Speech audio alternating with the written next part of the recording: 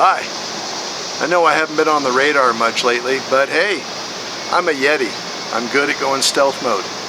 Come on inside. Let's talk for a minute. Hi, and welcome to Yeti at Large. This is a channel focused on making the most out of what you have, no matter where you're at. Thanks for tuning in and helping out.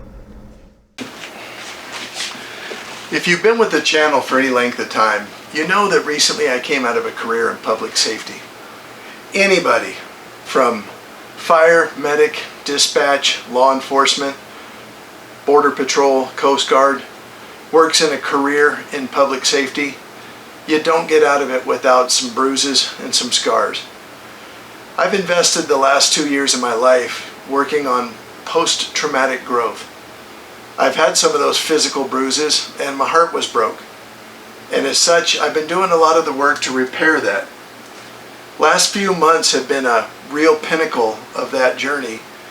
And while the physical scars that I've been working on had some outpatient procedures and other stuff, the larger sense with post-traumatic growth is I've made major life changes. And it required me to shorten my bandwidth down. And the first thing I had to throw out for 3 months was social media. I'll be the first one to tell you that YouTube and any other form of social media can be poison if you don't keep it in the small, tiny space that it should be allowed to occupy. And as such, I had higher priority items and it had to go for a while. Now, I miss you guys and I really enjoy working and talking with you. And we're going to share a little bit about how I've been more of a YouTube cheerleader recently than I have a content provider. Post-traumatic growth for me was a lot like a gardening metaphor. The plant wasn't healthy, me being the plant. So we had to repot the plant. That meant selling my beloved pile of sticks and relocating. We had to prune the plant, trim off the dead and the unhealthy portions of it. We had to fertilize and water the plant. That's a new career. And then we had to put it in some sunlight so it could start to grow again. And that's the location here in the RV resort. I'm heading down to the library in the RV resort because it's got great Wi-Fi. Why don't you guys come with me and we can talk some more? Now I know that there's nothing quite like a lovely walk to clear the lungs, clear the mind, and good for the soul. But I gotta tell you as well, there's nothing quite like this little electric scooter that I got. And a ride on 2 wheels with your knees in the breeze. Now, I was at the forefront of the mountain bike revolution in the 80s. I've rode Portal Trail. Look it up. But I love riding this thing and it makes me happy. Correct, I'm not wearing a helmet, gloves, or proper shoes. That is my responsibility. Take no license from my actions. But a lovely little cruise through the RV park and saying hi to my neighbors makes me happy. I've been through this thing mechanically. I bought it for $100 used from a fella in the park. I go and check the mail. I take out the trash and I do laundry. But today, we're using it to ride to the library, to upload some videos, and to shoot a little content for you. I'm so glad that you've come along. And even though it may look a little silly with somebody like me riding this little electric scooter, just know it's a great little vehicle. It's been a trusted companion. And so far, it's got me everywhere I need to go, including 8 miles through the valley heat. There's lots of things I love about this library here at the RV resort. It functions like a clubhouse as well. But being in the library reminds me of my girl. And I'm one of those people who are fortunate enough to describe the sensation of love at first sight. And I've been involved in a life-defining relationship since that moment. This post-traumatic growth, especially in the last few months, leaving a career with significant inputs, having a space of time, and then preparing for another career, you have to make intentional, focused inputs into that relationship to grow together. I've said many times to myself, grow together or grow apart. And we have focused very much in the last year specifically, but in the last several months, growing together. One thing I love most about my girl is that she's intelligent. She's a writer and an author. She's a curator of this podcast here, and as such, she's a professor, a young adult author, and she likes to publish short story anthologies. If you have any interest in writing, or you're curious about storytelling or young adult, please take a look at her YouTube channel and her website. There might be some material you find enjoyable to read. In the spirit of that growth, I've entered a new career, a bucket list item for me. It has a lot to do with aviation, and I'm still involved with students in higher education, something I'm passionate about. In that sense of being involved in aviation, I'm currently not a pilot. I'm working with the FAA to convince them that my thyroid and that the way I sleep shouldn't stop me from having a medical certificate. It'll take a little bit of time, but we're working on it. And in that spirit, I've really come to know several pilots that I tremendously respect, including Dawn here, who's curating a YouTube channel about Career 2.0, moving from software into commercial jet aviation. It's very impressive what he's done, and he has a lot to share. Even if you're not involved in aviation or a licensure for a second career, his inputs may be very helpful. I strongly recommend that you invest in that. Additionally, in that spirit, I'm going to work on a whole new series of videos coming up soon to share some of my experiences with mentoring and advising students in higher education in a STEM-focused facility.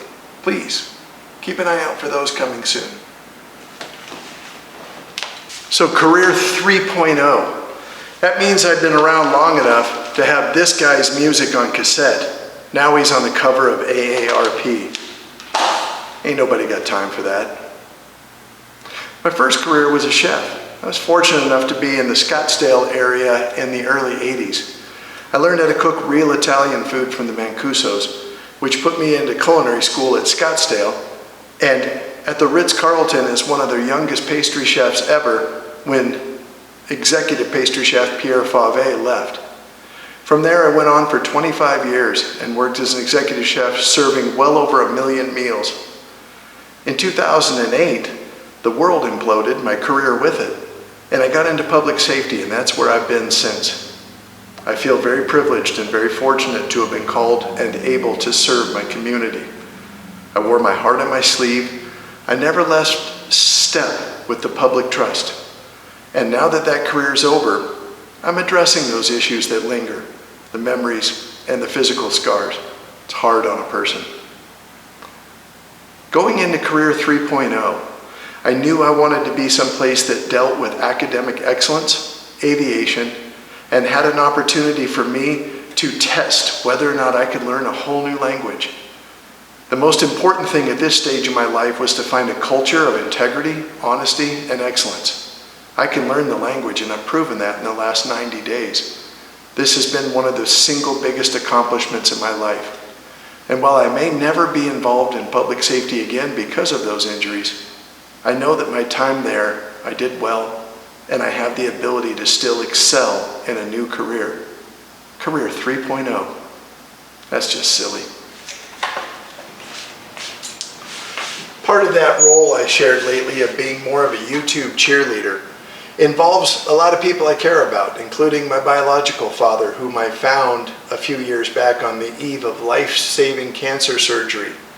His name is Phil Barnard, and he's currently curating this channel here, where he tells stories, shares kindness and wisdom, and generally encourages you. I strongly recommend that you check it out. Give him a like and a subscribe. He'd really appreciate it.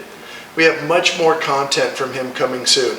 He's got great stories about driving a cab in New York the day JFK was assassinated. He's worked log river jams in Alaska, trained as an Air Force pilot. He's a great bartender and an all-around good friend. So one of the biggest ironies of being off the YouTube for several months is our old $100 camera, Ernie, that we got at a pawn shop, finally bit the dust after nearly 500 videos. We replaced it with this Nikon Z30, a great camera for the vlogger lifestyle. I'm far from mastering it. I barely know how to turn the thing off and on. But this is the first official video with the new camera. This channel was founded on cheap is real. We're certainly going to keep that alive. and I hope that this camera lasts many, many more years. If you'd like to see a full review of this, I could be like all the other nerds and post one, but maybe you should just listen to them and let the results speak for itself. Being a chef, I always had access to the best food, and I prided myself on eating a very good, well-rounded diet. In the last few years in public safety, I really got off track. Most of my meals started to need to be unwrapped and had a number. That's never a good thing. Now that I'm out of that and I'm trying to recapture my lifestyle with groceries being more expensive than ever, I've really gone back to a very fundamental precept. I'm not following any fancy diet, and I'm certainly not militant about anything. But in the short term, I have embraced the big four. I have profoundly reduced the amount of refined wheat flour and corn products that I'm consuming. I have profoundly reduced the amount of refined sugars and artificial sweeteners that I'm consuming. I have profoundly reduced the number of refined salts and total sodium that I'm bringing in. I've nearly eliminated food coloring, which means that I'm consuming foods that are safely handled, properly cooked, but as close to their natural state as I can get them. Now, a long time ago, I stopped mostly eating pork because I just didn't feel good. I still consume chicken, beef, and seafood, but in a sense with much less refined white flour, wheat flour, and corn products. It has changed my diet. The amount of inflammation in my joints and the mobility issues has improved tremendously. Being 50 anything, it's time to start looking at that stuff. I have better mental acuity, I physically feel better, and my weight is right about where I want it. That doesn't mean I still don't really love noodles.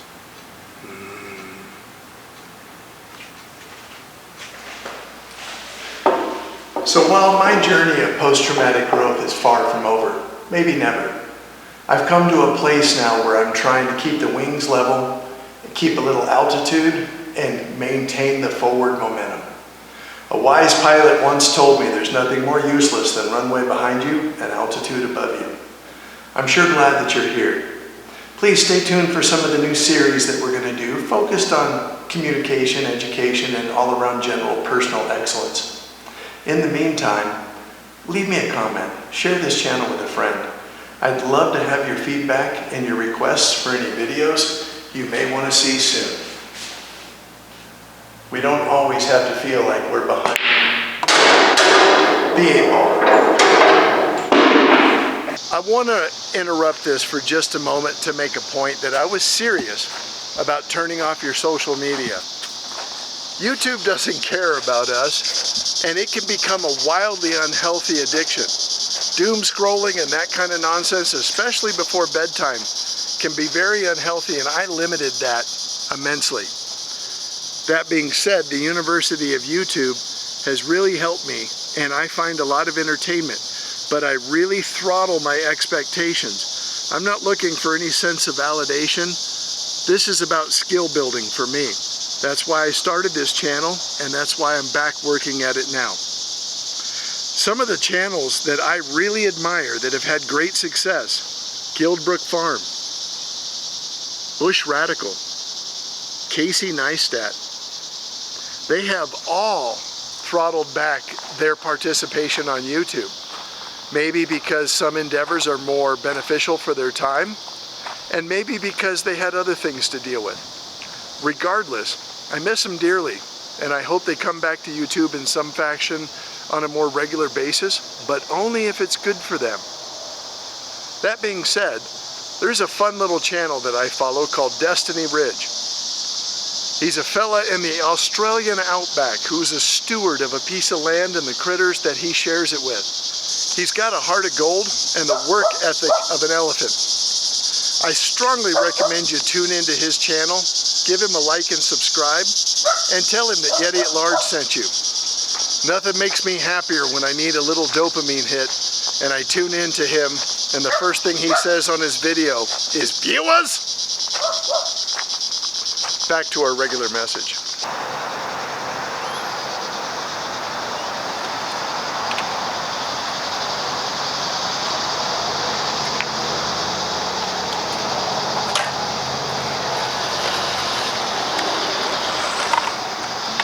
So here's the point. I appreciate you staying with me while I've been doing some hard work. A lot of internal and external inputs. If I can do it, I know you certainly can too. Really love to hear from you, and I hope you're taking good care of yourself. Yeti at large. Now let's roll.